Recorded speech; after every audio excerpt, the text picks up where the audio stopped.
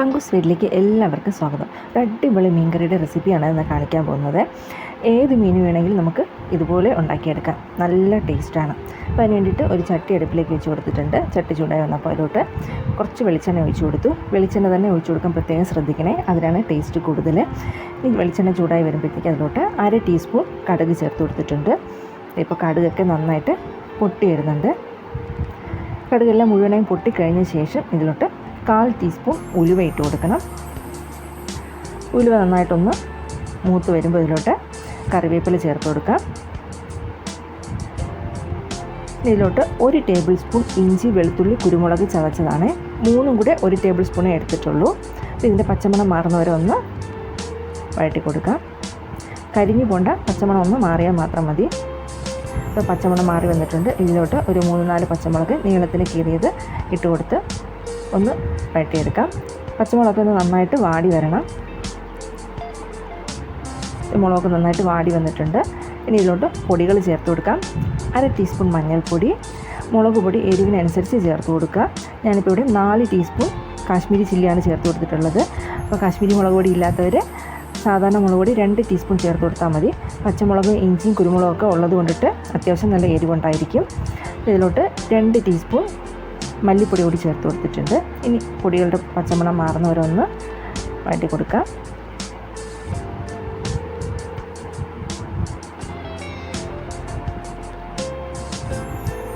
പൊടികളുടെ പച്ചമണം മാറിയ ശേഷം ഒരു വലിയ പഴുത്ത തക്കാളി ചെറുതായിട്ട് അരിഞ്ഞത് ഇതിലോട്ട് ചേർത്ത് കൊടുത്ത് ഒന്ന് ഇളക്കി കൊടുക്കാം.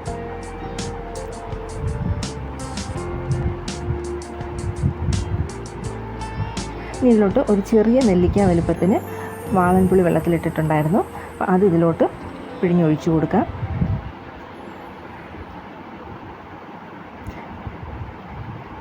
നന്നായിട്ടൊന്ന് ഇളക്കി കൊടുക്കാം.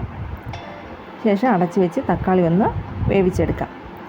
അപ്പോൾ ഇടയ്ക്ക് തുറന്ന് ഇളക്കി കൊടുക്കാൻ മറക്കരുത്. അപ്പോൾ ഇതിലോട്ട് ഉപ്പ് ചേർത്തിട്ടില്ലായിരുന്നു. ഇതിലേക്ക് ആവശ്യത്തിന് ഉപ്പ് ചേർത്ത് കൊടുത്ത് ഒന്ന് ഇളക്കി കൊടുക്കാം. അപ്പോൾ തക്കാളിയൊക്കെ നന്നായിട്ട് വെന്ത് വന്നിട്ടുണ്ട്. പിന്നെ തവി കൊണ്ട് ഒന്ന് ഉടച്ചു കൊടുത്താൽ നന്നായിട്ട് ഉടഞ്ഞു കിട്ടും. തക്കാളിയൊക്കെ നന്നായിട്ട് ഉടഞ്ഞ് ചേരണം ഇതിലോട്ട്.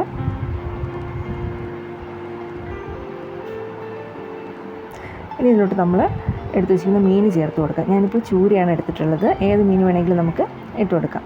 പിന്നെ ഇതിലോട്ട് ഇട്ട് കൊടുക്കുന്നതായിട്ടൊന്ന് ഇളക്കി കൊടുക്കാം. ഇപ്പോൾ ഇതിലേക്ക് വെള്ളമൊന്നും ഒഴിക്കാൻ പാടില്ല. ഇനി ഇതൊന്ന് അടച്ച് വെച്ച് 2 മിനിറ്റ് ഒന്ന് വേവിച്ചെടുക്കാം.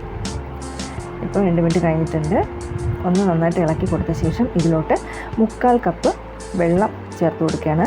മീൻ നന്നായിട്ടൊന്ന് വെന്ത് കിട്ടാൻ വേണ്ടിയിട്ട്. ഒന്ന് ഇളക്കി കൊടുത്ത ശേഷം അടച്ച് വെച്ച് തിളപ്പിച്ചെടുക്കാം.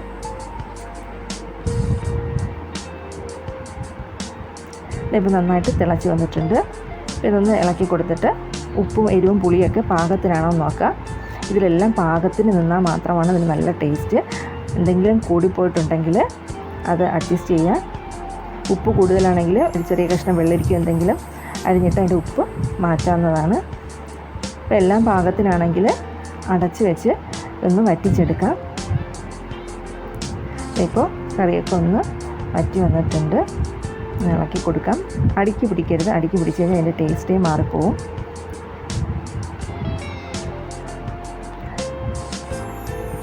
ഇനി ഇതിലേക്ക് 1/2 കപ്പ് തേങ്ങാപ്പാലാണ്. 1/4 കപ്പ് തേങ്ങ കുറച്ച് വെള്ളത്തിൽ നന്നായിട്ട് പിഴിഞ്ഞെടുത്തതാണ്. ഇതിലേക്ക് ഒഴിച്ചു കൊടുത്ത ശേഷം ലോ ഫ്ലെയിമിലാക്കി വെച്ച് തിളപ്പിച്ച് എടുക്കാം. ഇത് തിളച്ച് നന്നായിട്ട് ഇപ്പോൾ ഒഴിച്ചു കൊടുത്ത തേങ്ങാപ്പാലിൻ്റെ എണ്ണയൊക്കെ തെളിഞ്ഞ് വരണം. ലോ ഫ്ലെയിമിൽ വെച്ചാൽ എണ്ണയൊക്കെ തെളിഞ്ഞ് വരുള്ളൂ. ഇപ്പോൾ നന്നായിട്ട് തിളച്ച് ഇതിൻ്റെ എണ്ണയൊക്കെ തെളിഞ്ഞ് വന്നിട്ടുണ്ട്. അപ്പോൾ കറി കുറച്ച് മതി എന്നുള്ളവർ കുറച്ചുകൂടി വറ്റിച്ചെടുക്കുക.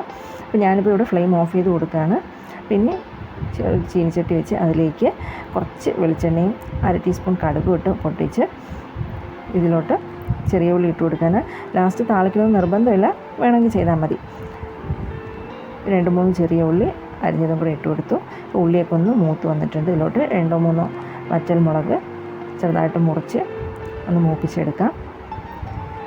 വറ്റൽമുളക് മൂത്ത് വന്നിട്ടുണ്ട്. ഇതിലോട്ട് കുറച്ച് കറിവേപ്പില കൂടി ചേർത്ത് കൊടുക്കാം. ഇനി ഫ്ലെയിം ഓഫ് ചെയ്ത് കൊടുത്ത ശേഷം ഇതിലോട്ട് 1/2 ടീസ്പൂൺ മുളക് പൊടി ചേർത്ത് കൊടുക്കാം. അപ്പോൾ ഈ കടുക് താളിക്കുമ്പോൾ മുളക് പൊടി കൂടി ചേർത്താൽ നല്ല മണവും നല്ല നിറവും കിട്ടും കറിക്ക്. ഇനി ഇത് മീൻകറിയിലേക്ക് ഒഴിച്ച് കൊടുക്കാം. ഇപ്പോൾ നല്ല അടിപൊളി ടേസ്റ്റി ആയിട്ടുള്ള മീൻകറി റെഡി ആയിട്ടുണ്ട്. അപ്പോൾ ഇത് ചപ്പാത്തിയുടെ കൂടെയോ ചോറിൻ്റെ കൂടെ അപ്പത്തിൻ്റെ കൂടെയൊക്കെ കഴിക്കാം, ദോശയുടെ കൂടെയൊക്കെ കഴിക്കാൻ നല്ല ടേസ്റ്റാണ്. പിന്നെ ലാസ്റ്റായിട്ട് ഇതിൽ കുറച്ച് മല്ലിയില കൂടി ഇട്ട് കൊടുക്കുകയാണ്. ഇത് നിർബന്ധമൊന്നുമില്ല, വേണമെങ്കിൽ ഇട്ട് കൊടുത്താൽ മതി. അപ്പോൾ ഇതുപോലെ മീൻകറി ഉണ്ടാക്കി കഴിച്ചിട്ടില്ല എന്നുണ്ടെങ്കിൽ എല്ലാവരും ഒന്ന് ട്രൈ ചെയ്ത് നോക്കാം.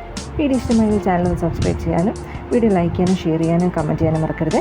അടുത്ത നല്ലൊരു വീഡിയോ വരുന്നവരേക്കും ബൈ.